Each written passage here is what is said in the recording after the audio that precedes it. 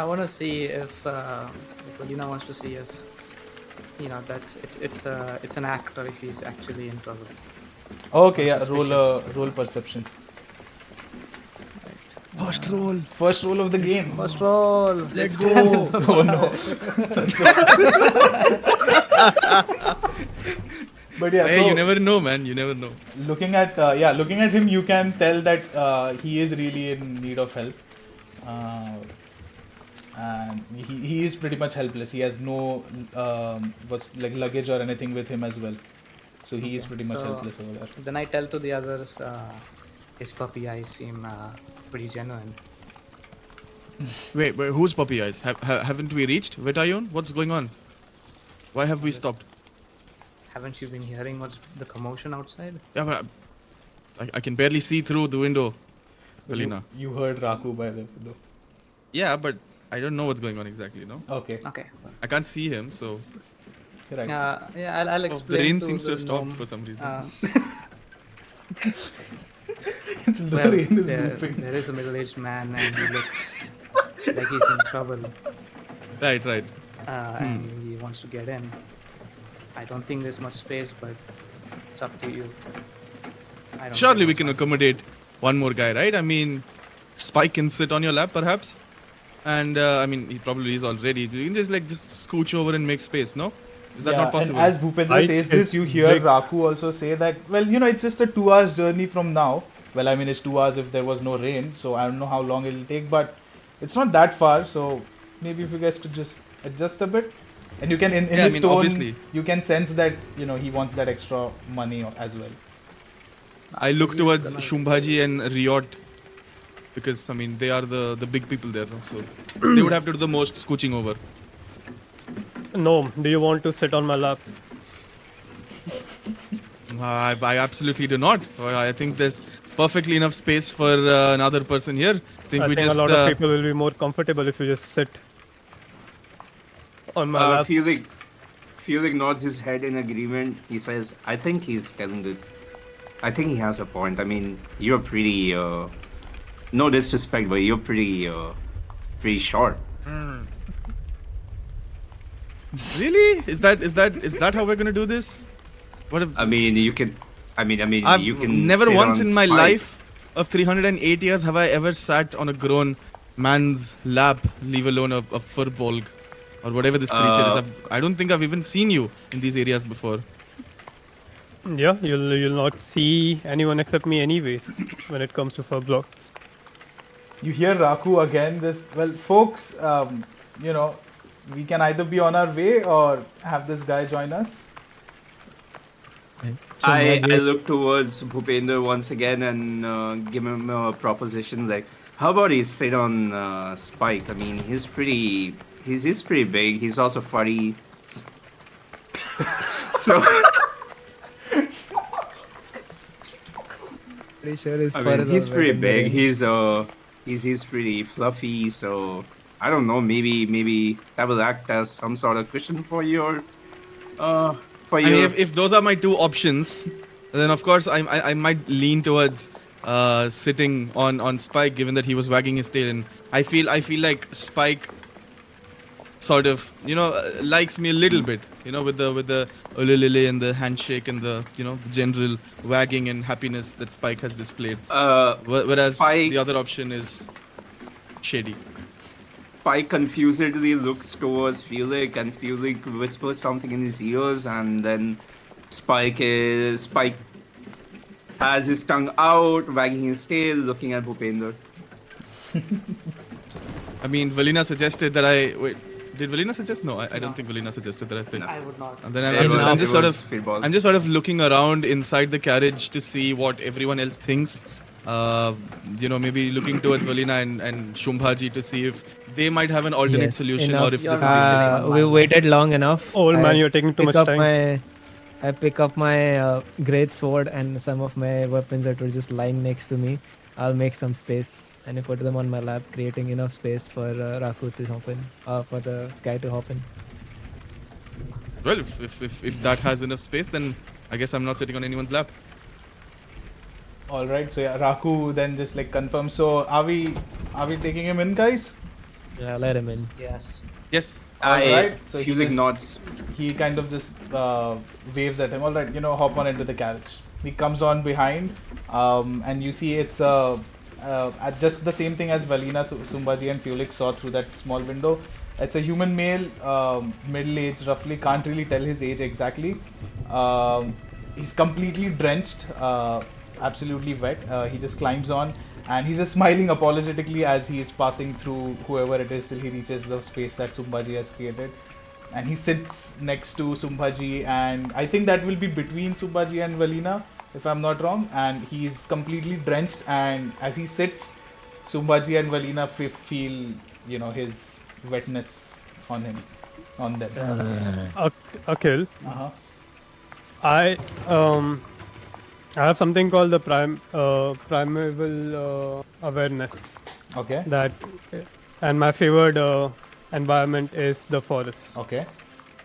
I would want to sense if there is anything else around us, any other creature around our wagon, Okay. because we are Wait. So how does like that stuck. see? Let me check your sheet just a minute. So does it say that you This allow roll you to anything? detect certain types of creatures within 1 mile.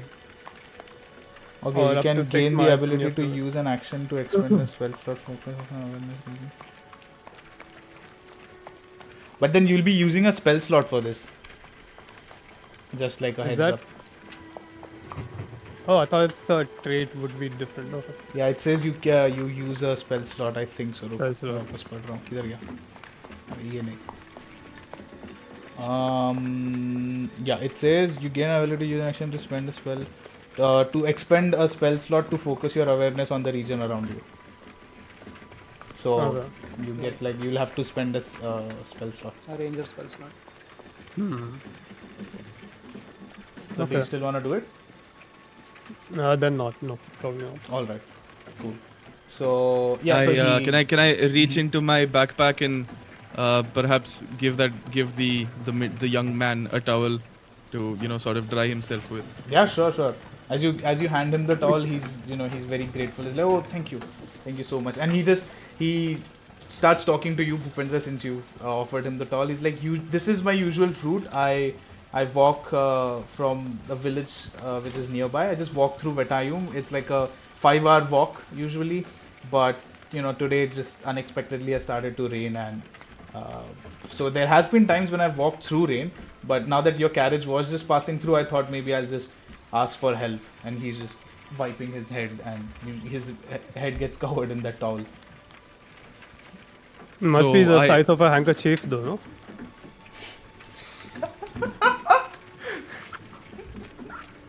For you perhaps, but it was like a proper. It was a bath towel for me. It might be a little bit small for him, but he probably can still manage to at least wipe his face Dry and himself. hands It and was just everything. a canopy for his tent. Hmm.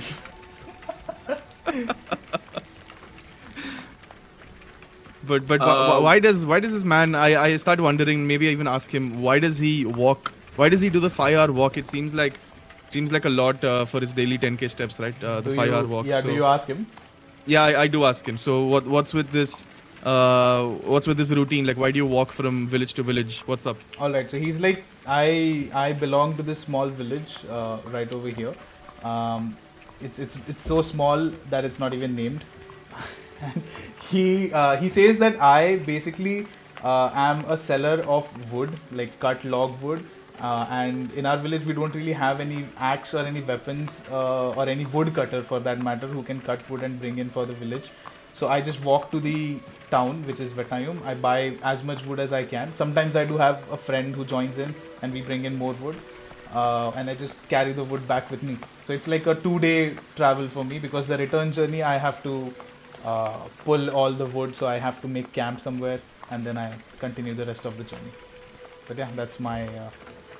That is why I did this walk. point towards Riot and Shumbhaji and say, perhaps if you had these guys with you, things would be a bit faster, because they seem like they can carry some load. Oh yes, definitely. least He your looks load. at Sumbaji and Riot and is like, well, if you guys are in this area again, and if you are looking to make some money. Not that I can offer a lot, but of course I will be paying you for your services if you would be kind enough to help me carry more wood back to my village. That would be really helpful.